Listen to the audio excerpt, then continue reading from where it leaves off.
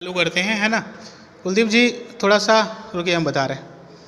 कुलदीप जी ये बैटरी लगी है ना, पहले ये बताइए कुलदीप, ये ओम्स लॉ क्या है? Ohm's law sir, Ohm's law जो होता है, अगर हम नॉर्मली भाषा में कहें तो जैसे हमारा करंट फ्लो हो रहा है तो दो पोटेंशियल डिफरेंस, मतलब पोटेंशियल डिफरेंस के बीच में जो करंट फ्लो होगा विदाउट मतलब इंडिपेंडेंट ऑफ द कंडीशंस, जैसे कि टेम्परेचर, प्रेशर को अगर हम कांस्टेंट करें और जो पोटेंशियल डिफरेंस का हमारे पास V और I का हम ग्राफ इससे करेंगे ना विकास जी।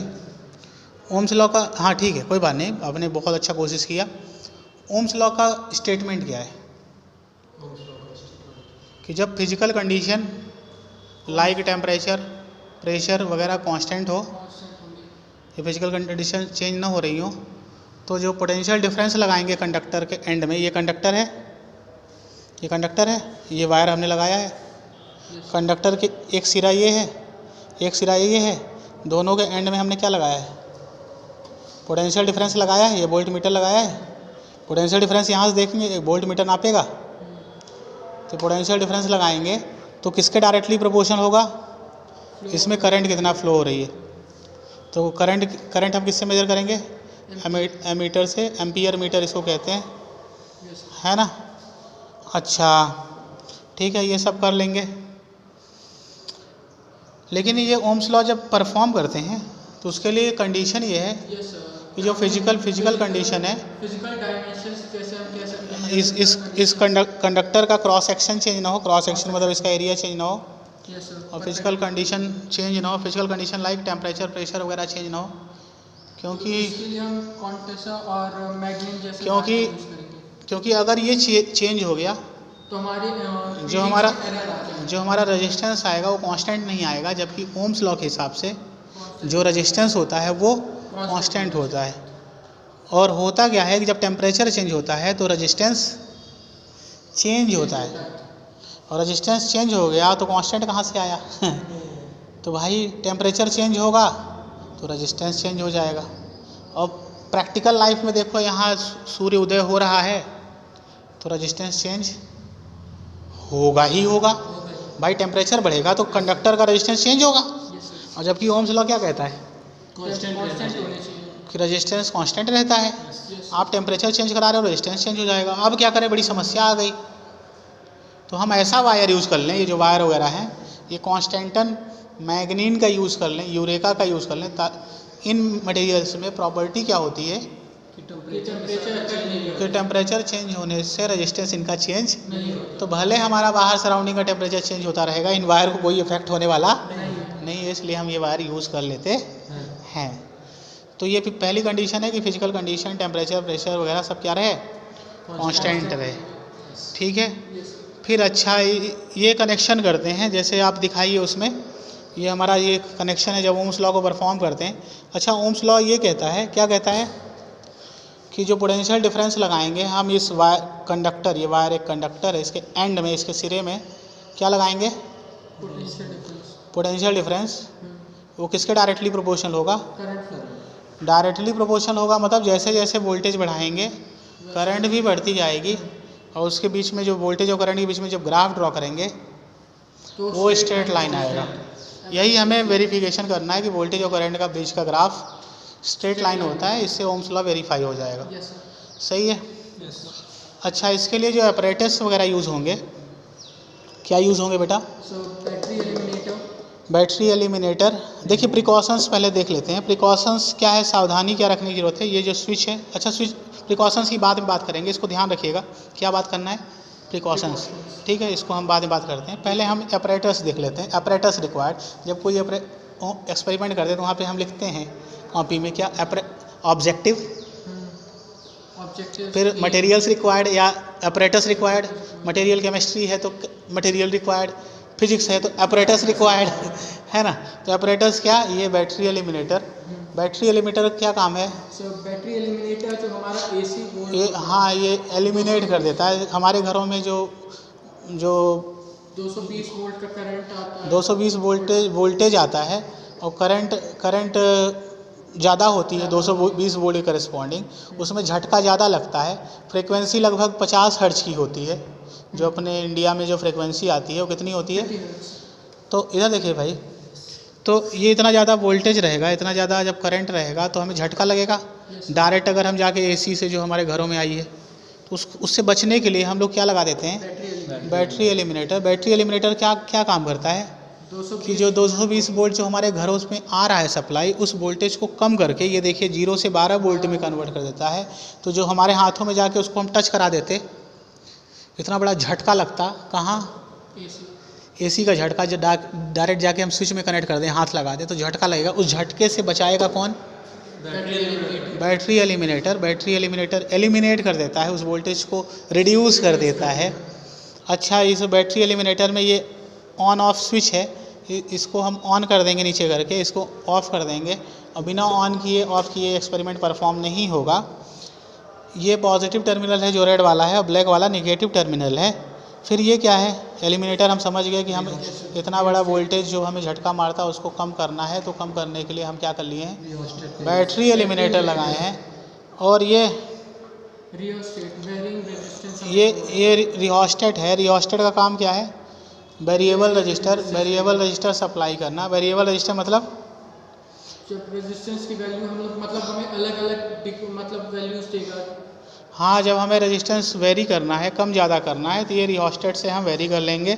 अच्छा, ये रेजिस्टेंस कम ज़्यादा कैसे करेंगे, इसमें रेजिस्टेंस कम ज़्यादा कैसे करेंगे, इसमें तार लेंथ, ये इतने बड़े लेंथ में तार, इतने बड़े लेंथ में क्या लगा है, तार लगा है। और तार को क्या, इसको क्या बोलते हैं, क्लैंप बोलते हैं। इसमें 3 टर्मिनल होते हैं, 1, 2 और 3। तो जो बैटरी से तार आएगा निगेटिव वाले टर्मिनल से, वो इससे कनेक्ट कर देंगे। और दूसरा वाला जो तार जोड़ेंगे ये यहाँ से कनेक्ट कर देंगे। ये क्या है, क्लैंप है। इसको स्लाइड करके हम रेजिस्टेंस चेंज कर सकते हैं। जब इसको फुल वहाँ तक पहुँचा देंगे एंड में, एक एंड में, तो रेजिस्टेंस क्या हो जाएगा, फुल हो जाएगा। हम पढ़े हैं, क्या पढ़े हैं बताइए, हम लोग पढ़े हैं, क्या पढ़े जल्दी बताइए।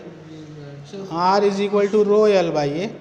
जैसे ही लेंथ बढ़ाएंगे रेजिस्टेंस सर्किट का बढ़ जाएगा भाई, डायरेक्टली प्रोपोर्शनल है। तो लेंथ बढ़ाने से रेजिस्टेंस सर्किट का बढ़ जाएगा।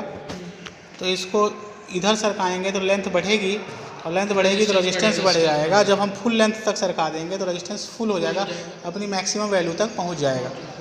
अच्छा ठीक है, तो ये रेजिस्टेंस पहुंच गया। ये क्या है भाई, सर स्विच है। स्विच है, ये स्विच है। स्विच किसका काम करता है, जैसे ये सर्किट में बटन काम कर रहा है, तो बटन को ऐसे दबा देते हैं तो ऑफ हो जाता है, और चालू कर देते हैं ऑन हो जाता है। तो ऐसे यहाँ पे ये बटन है, स्विच मतलब। इसको जब हम खोल देते हैं, इसको जब खोल देते हैं तो क्या होता है बेटा, फ्लो ऑफ करंट रुक जाएगा। इसको जब खोल देते हैं तो यहाँ से कनेक्शन कट जाता है, तो यहाँ से करंट जाना बंद हो जाती है। और ये क्या है, इसको जोड़े हैं एमीटर को। एमीटर करंट नापेगा, और एम्पियर मीटर एम्पियर को नापता है। एम्पियर यानी करंट को नापता है। और भी कम करंट नापनी है तो कौन सा, मिली एमीटर और माइक्रो एमीटर यूज़ होता है। इसके अलावा और कौन सा, volt meter milli volt meter भी होते हैं, लेकिन क्योंकि वोल्टेज में रहती है तो इसलिए हम वोल्ट मीटर वगैरह यूज़ कर लेते हैं। ये तार यूज़ किए हैं, काहे का बना होता है, इसमें कॉन्स्टेंटन मैग्नीन में सबसे ज़्यादा ये एलॉयज़ होते हैं। एलॉयज़ होते हैं मतलब 2 या 2 से अधिक मेटल का मिक्सचर होते हैं। कॉपर, कॉन्स्टेंटन, कॉपर और निकल, कॉपर टिन, कॉपर और टिन का शायद होता है कि निकल का होता है। हाँ, तो मैग्नीज में मैग्नीशियम, हाँ, कॉपर, मैग्नीन में मैग्नीशियम, कॉपर और निकल का होता है। कॉपर 83% होता है ना, 83%, और 13% शायद 13% और 4% निकल, 4% निकल होता है, और 13% क्या होता है, मैग्नीज होता है। ठीक है। और कॉन्स्टेंटन में, अरे मैग्नीन में MANGNIN मैंगनीन होता है। कॉन्स्टेंटन में 60% कॉपर, 40% निकल। बहुत बढ़िया, बहुत बढ़िया। तो ये एलॉयज़ हैं, 2 या 2 से अधिक मेटल के मिक्सचर से बने होते हैं। इनको बनाने से क्या होता है, टेम्परेचर इफेक्ट नहीं करता। हाँ, टेम्परेचर चेंज होने से इनका रेजिस्टेंस चेंज नहीं होता। ओम्स लॉ में कंडीशन है कि ओम्स लॉ में हम वेरीफाई क्या करते हैं कि करंट, पोटेंशियल डिफरेंस बढ़ाने से करंट बढ़ता है। इसके लिए क्या है बेटा, इसके लिए एक सर्किट डायग्राम है, इसको ओपन करो। क्या सर्किट डायग्राम है बताओ। सर्किट डायग्राम में ऐसा कनेक्शन कुछ करेंगे, पूरा सीरीज। पहले एक बैटरी होगी, देखिए बेटा, क्या है, इसको थोड़ा सा बड़ा करो। सर बैटरी होगी, बैटरी का पॉजिटिव टर्मिनल बेटा, ये जो रेड वाला है इसको, ये क्या है भाई, ये क्या है कुलदीप, ये क्या है? सर ये वायर है हमारा, ये कनेक्टिंग वायर हैं। ये काहे के ये कंडक्टिंग नेचर के होते हैं, कॉपर के होते हैं। ये बाहर से इनके जंग वगैरह रस्ट वगैरह ना लगे तो हम कार्बन की कोटिंग कर देते हैं, मतलब एक लेयर लगा देते हैं ताकि ये रस्टिंग वगैरह से बचे रहें, प्रिवेंट रहें, है ना। यस और क्या करते हैं सर हम लोग इसके बाद ये वोल्ट मीटर जो है, वोल्ट मीटर जो होगा हमारा वो, रुको, उसके बाद ये बैटरी का पॉजिटिव टर्मिनल हम किससे कनेक्ट कर देते हैं, वोल्ट मीटर के पॉजिटिव से। देखो ये बैटरी का पॉजिटिव टर्मिनल गया है सीधे, ये वोल्ट मीटर के पॉजिटिव से जुड़ा है। ये बैटरी का पॉजिटिव वोल्ट मीटर के पॉजिटिव से कनेक्ट कर देते हैं। ये बैटरी का काला वाला जो टर्मिनल है निगेटिव है, इनडायरेक्टली कनेक्टेड होगा नेगेटिव से। इसको डायरेक्टली हम वोल्ट मीटर से तो नहीं कनेक्ट कर लेते निगेटिव से, लेकिन ये पूरे इंस्ट्रूमेंट लगा के, ये सभी जितने भी इंस्ट्रूमेंट हैं किस में लगे हैं, सीरीज में लगे हैं, तो इनको हम कनेक्ट करके इनडायरेक्टली इसका निगेटिव वाला हम ले आके कहाँ कनेक्ट कर दिए हैं, वोल्ट मीटर के निगेटिव से।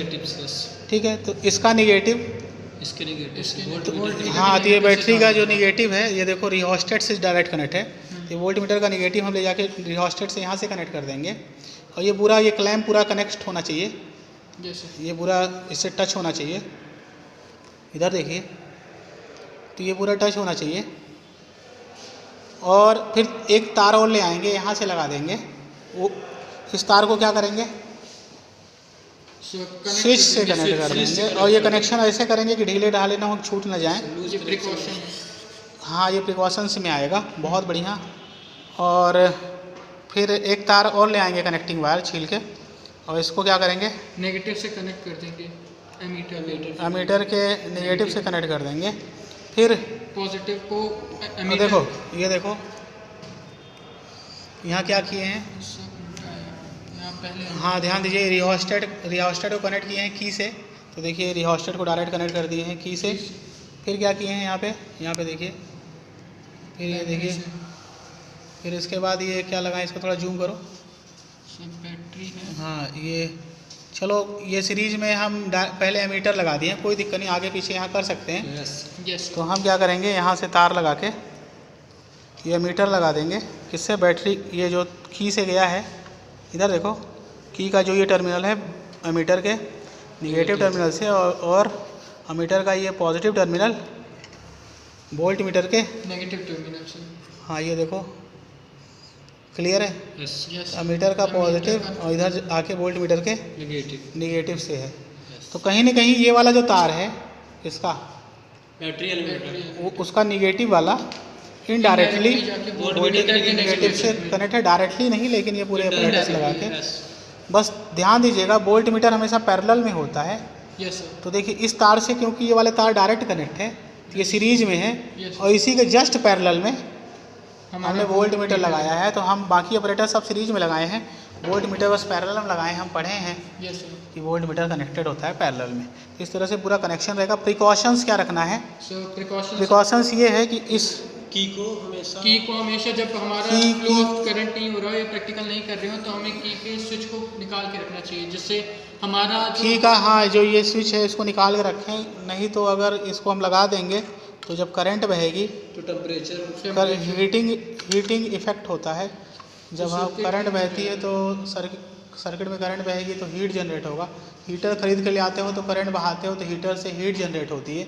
हीट जनरेट होती है तो क्या होता है, टेम्परेचर बढ़ जाता है। टेम्परेचर बढ़ जाता है तो हम जानते हैं रेजिस्टेंस चेंज हो जाता है। हम चाहते हैं कि रेजिस्टेंस पूरे एक्सपेरिमेंट के दौरान चेंज ना हो, तो कांस्टेंट रहे, तो रेजिस्टेंस चेंज ना हो, इसलिए हम लोग क्या करते हैं, रेजिस्टेंस चेंज ना हो तो क्या करते हैं, हम लोग की का हाँ, इसको निकाल देते हैं। ठीक है, अब इसको सेट करिए, इसको सेट करेंगे और इसको ऑन करिए, इसको ऑन करेंगे और यहाँ पे बटन चालू करेंगे। बटन चालू करेंगे तो ये एलिमिनेटर में जो 220 वोल्ट की एसी आ रही है, ये 12 वोल्ट की डीसी में कन्वर्ट हो जाएगी। इसकी क्षमता 12 वोल्ट करने की है। इसको इधर पूरा कर लेंगे तो 0 पे आ जाएगा। वोल्टेज थोड़ा बढ़ाएंगे। देखो हम इसका फुल इधर ले आते तो ये फुल मैक्सिमम रेजिस्टेंस भी होता, क्योंकि इसकी फुल लेंथ यूज होती तो मैक्सिमम रेजिस्टेंस होता। और जब रेजिस्टेंस सबसे ज़्यादा होगा तो करंट बहेगी ही नहीं, कम बहेगी। तो हम चाहते हैं करंट बहे सर्किट में, इसलिए हम इधर ले आ लिए हैं ताकि रेजिस्टेंस कम थोड़ा हो जाए, करंट यहाँ पे बहने लगे।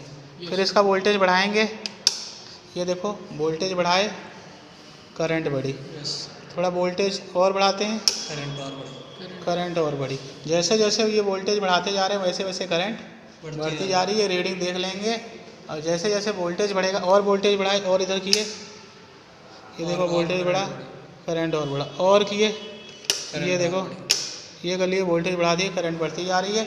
वोल्टेज बढ़ाते जाओ करंट बढ़ती जाए, इसका ग्राफ वोल्टेज स्ट्रेट लाइन आ जाएगा। यही ओम्स लॉ है। अब देखो ओम्स लॉ तो हम निकाल लिए, V = IR होता है ओम्स लॉ से। तो हम इससे ये ओम्स लॉ वेरीफाई हो गया।